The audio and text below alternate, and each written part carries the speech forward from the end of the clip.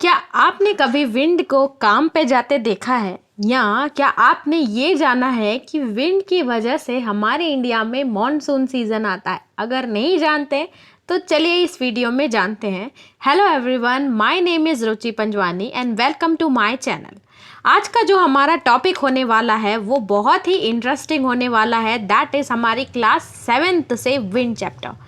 As हम Insiders और छोटे छोटे टॉपिक्स डिस्कस करते हैं नॉलेज फैक्ट्स इस वीडियोस में, तो आज का हमारा ज्योग्राफी के सेशन में विंड बहुत ही इंटरेस्टिंग होता है। लास्ट के वीडियो में मैंने आपको एयर प्रेशर पढ़ाया था। अगर आपने वो नहीं देखा है तो उसको ज़रूर देखना।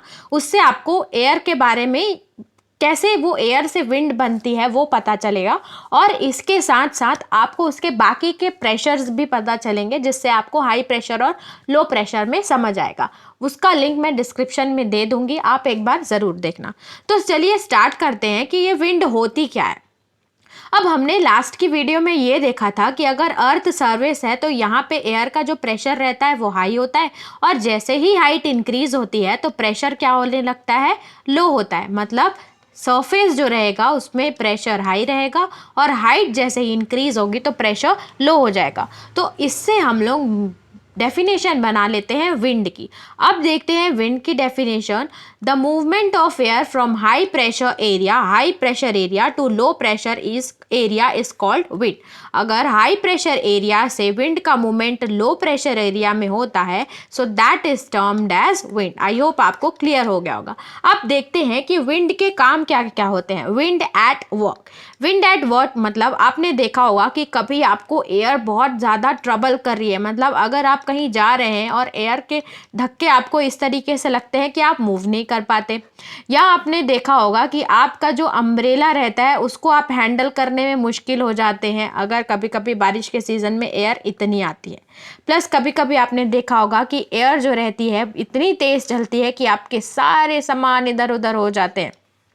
या आपने एक भी देखा होगा कि एयर जब भी हवा चालू होती है आपके एरिया में तो वो रेन भी लेके आती है। मतलब ऐसे बहुत सारे प्रॉब्लम्स क्रिएट करती है विंड हमारे लिए, और उसके वर्क भी आपने देखे होंगे।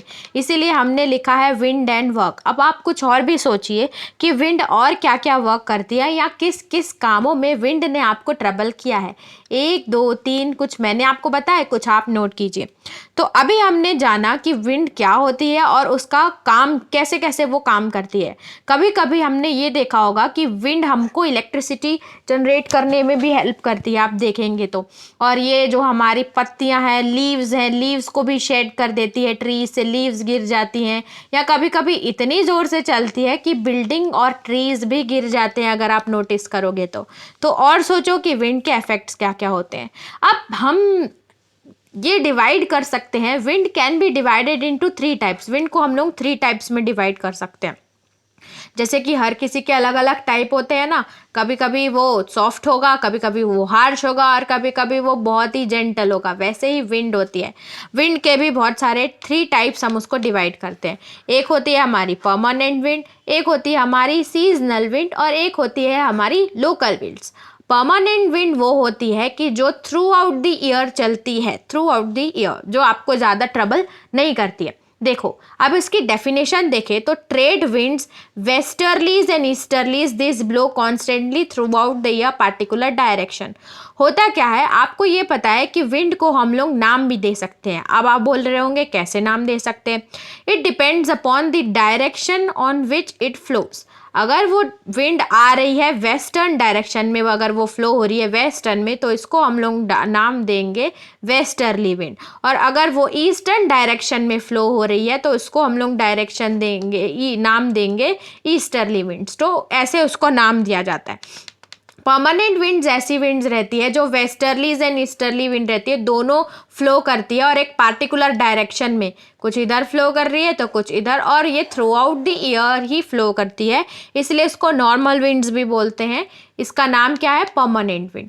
अब नेक्स्ट हम लोग देखते हैं, एक है हमारी सीजनल विंड। ये सीजनल विंड मतलब आपको नाम से ही समझ में आ रहा होगा कि ये अपना डायरेक्शन चेंज कर देती है।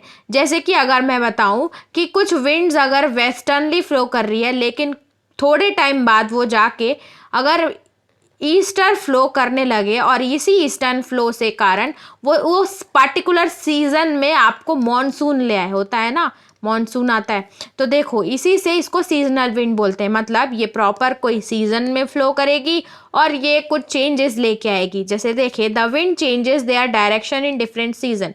विंड सीजन में अपने डायरेक्शन चेंज कर देती है और उस सीजन उस विंड को बोलते हैं सीजनल विंड। बस याद रखना, सीजन में डायरेक्शन चेंज की seasonal wind. Example, monsoon India, winds monsoon लेके आती है, तो अगर वो ऐसे फ्लो कर रही है तो मानसून इंडिया में लेके आएंगे। उसके बाद आती है हमारी लोकल विंड्स। लोकल विंड्स ऐसी होती है कि वो एक पार्टिकुलर डे या पार्टिकुलर टाइम पे ही फ्लो होती है। जैसे अगर उसका मीनिंग देखें, blow only during a particular period of the day, period of day और year in a small area, छोटे छोटे एरियाज में ब्लो करती है। For example, land and sea breeze. Land and sea breeze आप देखे होंगे, लैंड ब्रीज, सी ब्रीज आपने पढ़ा होगा। उसके बाद आपने ये भी देखा होगा कि जो गर्मी का टाइम होता है उसमें लू चलती है दोपहर के टाइम में। तो ये कुछ एग्जाम्पल्स होते हैं लोकल विंड्स के। अब हम इसका डायग्राम देखें तो ये आप देख सकते हो, ये इस पार्टिकुलर को, इस नॉर्दर्न रीजन को, नॉर्दर्न प्लेन्स यहाँ वाले हम डिवाइड करते हैं, इसको हम लोग बोलते हैं क्या, हमारी ये परमानेंट विंड्स होती है। और यहाँ पे अगर देखें जो ऐसे फ्लो करती है, डायरेक्शन आप देख सकते हो विंड का, ये सीजनल होती है। और ये वाली आप देख सकते हो तो ये लोकल होती है। ठीक है, तो एक बार अपनी बुक में आप डायग्राम देखेंगे, ये हाई प्रेशर है और ये हाई प्रेशर से फ्लो हो रही है, ये देखो, ये आप डायग्राम देखेंगे तो आपको समझ में आ जाएगा। तो ये हमने देखा अबाउट विंड के बारे में, बहुत ही इंटरेस्टिंग था ना। ऐसे ही इंटरेस्टिंग टॉपिक्स और वीडियोस के लिए आप मेरा चैनल ज़रूर सब्सक्राइब किए। So I will meet you in the next video. Until then, bye bye.